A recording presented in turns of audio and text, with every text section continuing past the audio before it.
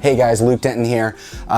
If you don't know me, I am a producer and composer and recording engineer and videographer, but I also have that big love for music education. I'm here to talk to you about microphones that might be helpful during this time of distance learning so that your music students can hear you really well. I know that as a parent, with young kids, having watched how things worked last year, it was really frustrating, obviously when you couldn't hear each other, but especially the teacher. All right, so I think it's going to be really important that we put the best audio we possibly can, especially in the music department. All right, so if it were me, I would definitely say it needs to be a personal requirement that you have to have good audio. And the best way to do that is to have an external microphone, all right? So I would say, you know, obviously worst case scenario, bottom ground, use the audio from your computer. Does it work? Most of the time, all right? But is it best? Absolutely not. You're gonna get a lot of that glitchiness and it's just really not a good sound sonically for the kids to be listening to all day. And I think it's going to be a great break for them from having to listen to that bad audio by all of a sudden going to their music class, band, orchestra, guitar, chorus, and realize, oh man, it's so much nicer to listen to this person. They're going to pay attention, and since it has so much to do with sound. All right. So I thought that I would go ahead and take a few minutes to go over some options. So I don't have everything here. I might have to throw some stuff up on the screen to help you out, but I'm gonna go through some microphones that might be a really good idea to consider. It's pretty easy to be able to use an external microphone with your computer, whether you're using Zoom or Google Meet or any other platform. It gives you that option to be able to plug an external device in. A lot of us are using Bluetooth enabled devices like AirPods or anything like that. That is an option. It might be slightly better because it's closer to your mouth. You might get less background noise, but still those microphones are not made for broadcasting. All right, so I would say consider looking further. A lot of people are wondering about how to connect it to the computer, how to connect it into the program. All right, that's a great question. All right, a lot of them are going to have either the kind of the typical 3.5 millimeter jack, which is like the headphone jack. All right, a lot of the lapel mics, these small ones, are gonna have that smaller jack. All right. And then you're gonna have some that have the bigger 1/4 inch jack, right? That's the one kind of like a guitar cable, all right? So yes, you have those options. The question is, how do you get the 1/4 inch into a computer, right? Another question is the XLR, okay? So the XLR, those are the cables that have the 3 pins in it. That's what these dynamic and condenser microphones, all right, that's what they have right here, okay? And so these are gonna be the ones that need something in order to get them into the computer. This right here is what I'm most excited to show you, and I'm surprised it's not better known. This right here is called the Blue Icicle, all right? The Blue Icicle is basically a single input audio interface. Now look right here, this has that connection to the XLR or the 3 pins that come from the dynamic and condenser microphones. All right, so that you don't have on your computer, right? So what you do is you take the cable, all right, and yes, I realize this is the same end as this end, so it's not gonna go in there, but just for a visual. All right, so that's gonna pop on there, all right? And then the other end, you can imagine, is just a USB connection, all right? This plugs right into your computer, and it's generally a plug and play. All right, and there is a little dial right here for your gain, all right? So you can turn the microphone up and down. And for those of you that are familiar with the fact that a condenser microphone needs phantom power, which means a little extra oomph, all right, power in order to work, all right? This right here is the gain for that. So it does have phantom power built in. So you can use any microphone with the XLR input, all right? So look this up, it's the Blue Icicle. Very affordable, and then you can use any mic you want, pops right into your computer. Very easy. If you want to get fancy, you can get into some of those multi-input audio interfaces. And what's great about that is for those of us that might be speaking, all right, and then we also want to just turn around and play an instrument or have another instrument plugged into a microphone, you can do that, all right? And you can just have it all set up, and you are going to choose to have that interface plug right into your program, like I said, Google Meet, Zoom, etc. All right, so those are some options. So let's move on.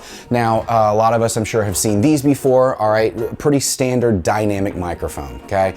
Dynamic microphones, they can be great. This is a Shure Beta 58, all right? So it's a cut above the a cut above the Shure SM58, all right? But it's still a dynamic microphone. It's not gonna have as much power, it's not gonna be as sensitive, it's not gonna be as crisp. All right, so you're still gonna get a little more of that boominess and not as much of a strong signal. All right, and so especially if we're gonna be doing some audio demonstrations, it may not be the best, but it is an option. Next, we move on to condenser microphones, all right? Condenser microphones are the ones that are gonna have a bit stronger of a signal. They're gonna pick up a little more of those softer frequencies and decibel levels, and so it's going to be a decent option, okay? So a couple of things about these. You know, you've probably noticed they run the gamut as far as price goes. You can find them for $50, you can find them for $5,000, all right? You don't need the $5,000 one, obviously.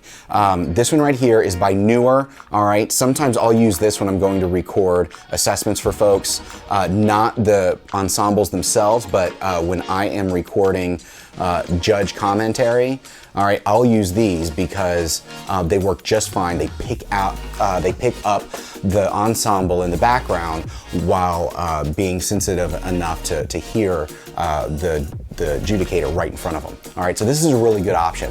All right, and this one, again, this is more like the $40, $50 mark. In fact, this one might have even been $20, all right? So that's definitely an option. This one right here is a small condenser microphone, all right?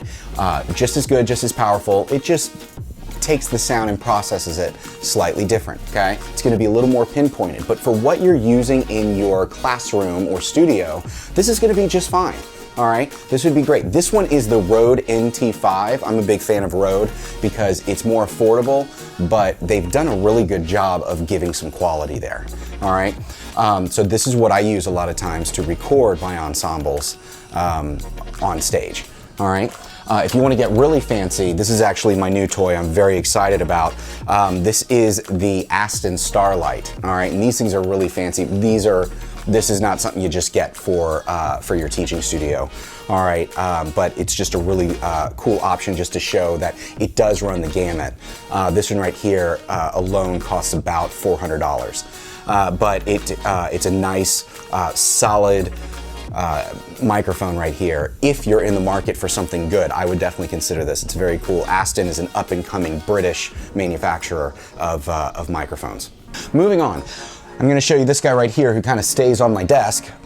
All right, this is when you start getting into the fancy stuff. And if you also like to record your own music, maybe this is gonna be a good excuse for you to get to invest in a decent microphone.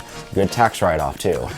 And so this one right here is also a Rode. All right, this is the Rode K2. This is a tube microphone, has a tube inside it. It's gonna get a little bit warmer sound to it. It's amazing for vocals, but it doesn't stop there. All right, this is a good all-around microphone. I like to use this when I am recording choral groups, but when I get the soloists up there, have them stand back from this one, it's really nice. I don't really have to do much to the EQ when I do that. Very, very sensitive. This thing will pick up what's going on down the street. I hope it's not right now. Another option, a smaller option, and this is actually one that I've opted for quite a bit, is a small lapel mic. All right, so this is the tiny ones you see that people will have on their collar. Newscasters will use it a lot, or people when they're being interviewed. All right, this is one I like to do because it's low profile and I can kind of forget it's there. Now, the really cool thing about a lot of this is that all of those microphones that I showed you, a lot of them have USB enabled versions already. all right? If you are familiar with the blue Snowball, all right? The blue Snowball is a great option for somebody who just wants to get better audio quality, have their students hear them better, but they may not be as serious about getting the intricate detail of exactly what it is they're trying to record. I have used a blue Snowball many times, and it got the job done. In fact, one of my coworkers, she just got one and she loves it. All right, so there you have some options that will hopefully help you with really getting your music studio going for the school year if you are doing distance learning in any capacity. Please make sure that if you have suggestions, if you have things that have worked really well for you, please make a comment, talk about it, right? Tell us what you've got, because the way that we're gonna get through this is together. Part of what I have really learned over the last several months is just how much educators, but especially music educators, have jumped at innovation and jumped at just getting to that next level in order to continue their students' music education, which is just, it's so admirable. So please let us know what you're thinking. Good luck with the school year. Have a great beginning. We'll get through this. Don't worry, you're doing great. Talk to you later. Bye.